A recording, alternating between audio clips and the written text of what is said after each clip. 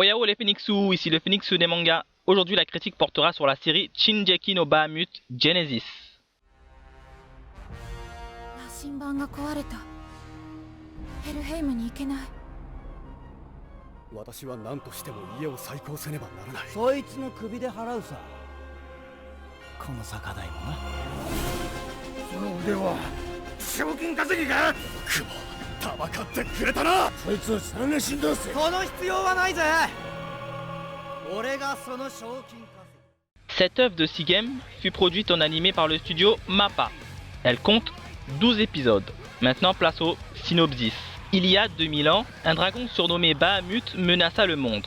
Mettant de côté leurs différends, les humains, les dieux et les démons scellèrent son pouvoir et divisèrent la clé du sceau en deux. Une moitié de la clé alla aux dieux et l'autre moitié aux démons. Vivant dans un monde en paix, une humaine va bousculer cet équilibre en volant la partie laissée aux dieux. Mais dans quel but ?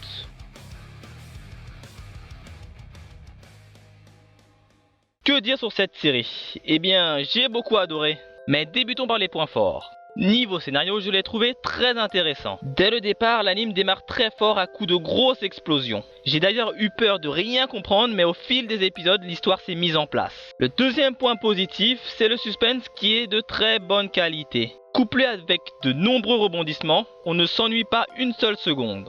Autre point fort, c'est évidemment l'univers. Ça m'a beaucoup fait penser à l'univers des Mystérieuses Cités d'Or, la série mythique de mon enfance. Vous connaissez, j'espère? Bon, je vais un peu vous rafraîchir la mémoire. Enfant du soleil, tu parcours la terre, le ciel, cherche ton chemin.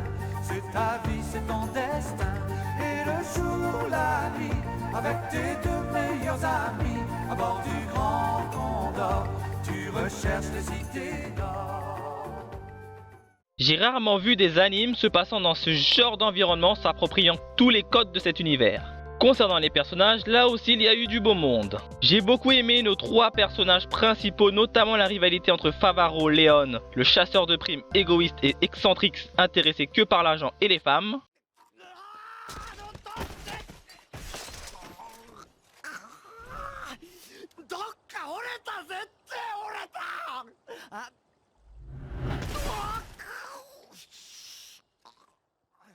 Et Kaiser Litford et ses coups de gueule intempestifs contre Favaro, également chasseur de primes mais ayant gardé le sens de l'honneur.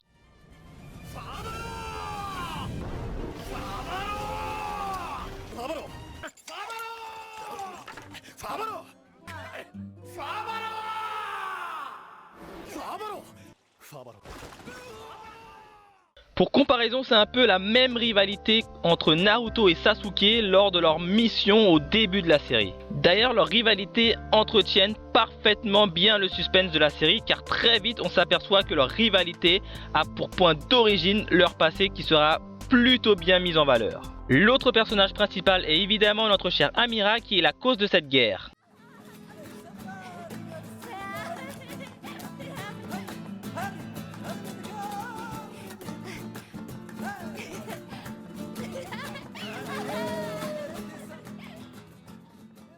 Mais ce n'est pas tout, l'anime possède des personnages secondaires très bien mis en valeur. Je veux bien sûr parler de Jeanne d'Arc, surnommée la Pucelle d'Orléans. Attaquons-nous maintenant au point faible de la série, et même à l'unique point faible. Le seul petit point noir que j'ai décelé concerne le scénario avec une petite incohérence. Je m'explique. Un peu plus tôt, j'avais dit que Bahamut, le dragon, fut scellé par les démons, les humains et les dieux qui se sont associés. Mais durant toute la série, ces mêmes démons cherchent cette fois-ci à le libérer. Bon, je le reconnais, ce n'est qu'un petit détail, mais qui pour ma part m'a beaucoup embêté. Concernant la fin de la série, je l'ai trouvée excellente et cohérente. Là où beaucoup de séries la bâcleraient, ici elle a été de bonne qualité. On a eu énormément de révélations et de magnifiques combats. Vous l'aurez compris, le scénario de cette série est plutôt de bonne qualité, mettant en avant des personnages assez charismatiques et possédant une belle fin. C'est pourquoi j'ai donc décidé de lui mettre la note de 8,5 sur 10. Passons au graphisme de la série. Honnêtement, c'est très beau. Voyez par vous-même.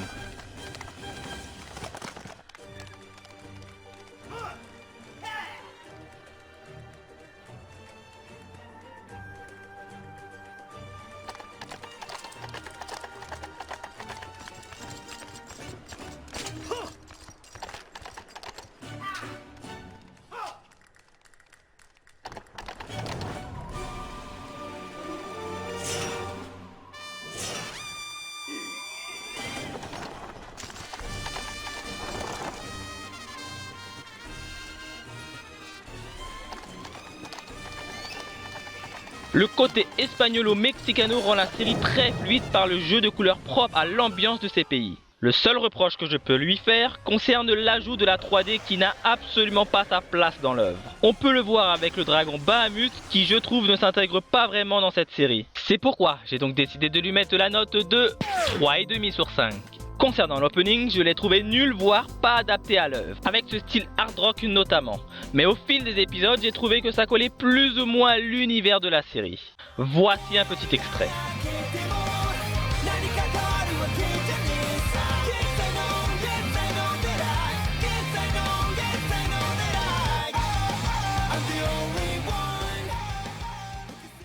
Pour l'ending, elle est beaucoup plus lente et posée. Malgré tout, je l'ai trouvé sympa mais sans plus. Le grand coup de cœur va à la partie OST. Elles sont excellentes. En effet, elles ont le mérite de rester dans l'ambiance espagnolo-mexicano et ça, c'est plutôt fun.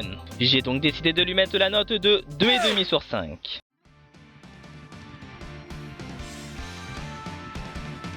Alors pour conclure, je dirais que les points positifs sont un bon scénario relativement bien fourni en termes d'histoire, un bon univers, des personnages bien approfondis malgré que 12 épisodes et une fin de bonne qualité.